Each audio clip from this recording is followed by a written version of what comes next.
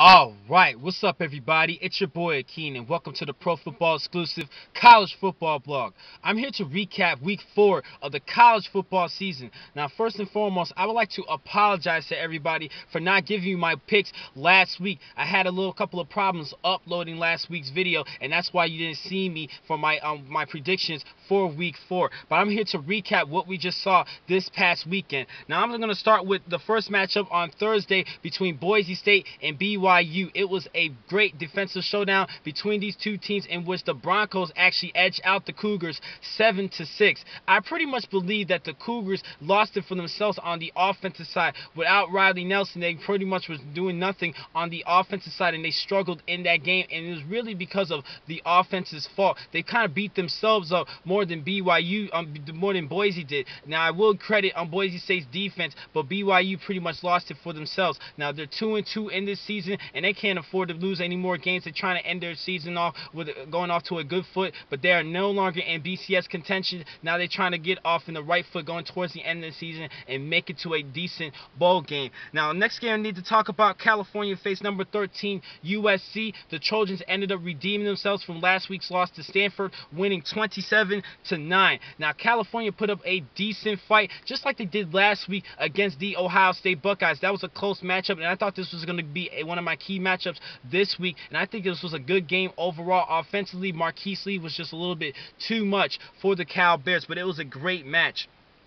Next game we need to talk about, Alabama ended up killing Florida Atlantic 40-7. The reason why I mentioned it in this game is because there was a lot of trash talk before the game and pre-game, prior to this game between these two teams. A lot of the defensive players from the Florida Atlantic Owls was talking a lot of junk about Alabama, but Alabama showed them who they are, and they should not be messing with this team. Next game we need to talk about, LSU, number 2 team in the nation, faced Auburn at Auburn, and Auburn put up a great fight at home, ended up just losing by 2 points, 12-10. It was a great SEC showdown, and I thought that LSU was going to crush this team a little bit better than that by at least 14 points, but Auburn put up a good fight in this matchup. Les Miles still has a lot of work cut out for them, and I understand why Alabama's the number 1 team in the nation, but LSU should probably claw their way back and redeem themselves next week. There was another key matchup this past week on Rutgers at Arkansas. I was going to go with Rutgers in this matchup, in which they did win that matchup. That was a good game to watch. Next game we need to talk about,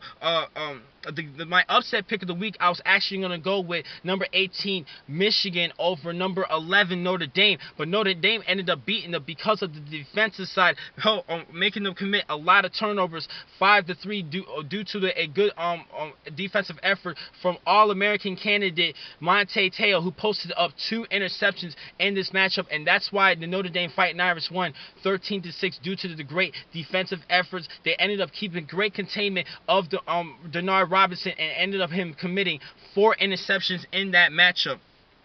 Next game to talk about, one of my games I was going to talk about last week, Vanderbilt at Georgia. The Bulldogs just ended up killing this team 48-3. Great offensive showdown, and I'm starting to believe a little bit more in this Georgia Bulldog team. I think they can make a great contender for the SEC championships this season. They're having a great offensive team, and on the defensive side, I already mentioned Bacardi Rambo and Jarvis Jones. They're the top defenders, and I think they had a great game in that matchup. Next game we need to talk about, I was going to mention Miami facing Georgia Tech. I was actually going to go with Georgia Tech in this one, but Miami won 42-36. This was a great game, and they ended up beating them in overtime. Next game I was going to mention, one of my games of the week, Kansas State at number 6 OU, Oklahoma. Honestly, being completely honest with you guys, I was going to go with Kansas State in this matchup. They ended up beating them 24-19. They ended up making the Sooners commit 3 turnovers, and that was a big difference maker in that matchup. Kansas State quarterback Colin Klein protected the football, and the Wildcats ran all over them in that matchup, and they committed 0 turnovers, and that was the difference maker. 0 turnovers to 3 turnovers to the Sooners, and that's why K-State won this matchup. Next game we need to talk about, while. Arizona was going to go to Eugene to face the number 3 Oregon Ducks. I thought this was going to be one of the matchups to watch this past week, but Oregon ended up killing them 49-0 due to the great defensive effort, and that defense stepped up a lot in this matchup. Oregon's more known for being an offensive team, but that defense had a spectacular performance, and Chip Kelly's very proud of this team. It was a great victory. Next game I was going to mention, Arizona State was hosting Utah. I thought this was going to be a great defensive showdown between two underrated defenses. Arizona State ended up winning 37-7. They had a great matchup, and one player in particular that I'm really disappointed in this season thus far is John White, the running back for the Utes. He was actually going to be one of my impact players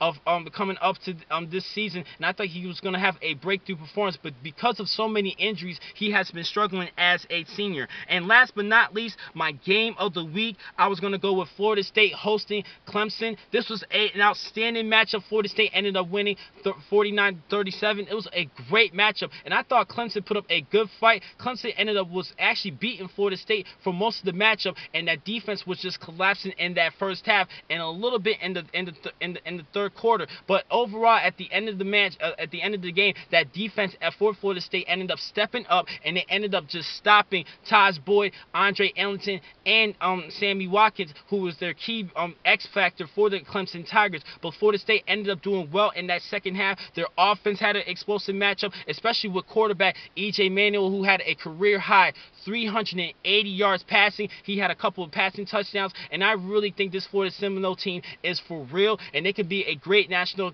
championship contender, and I think they have a shot to make it to the national championship. But first and foremost, they have to be the ACC champions, and we still have a lot of college football left in this season, and I'll keep you guys posted throughout the entire year. Now, the next time I'm going to catch you guys is tomorrow to give you my predictions and key matchups for week 5 of the college football season. I'll catch you guys then. Thank you for watching today's vlog from Pro Football Exclusive. I'm your man, Akeem McCall.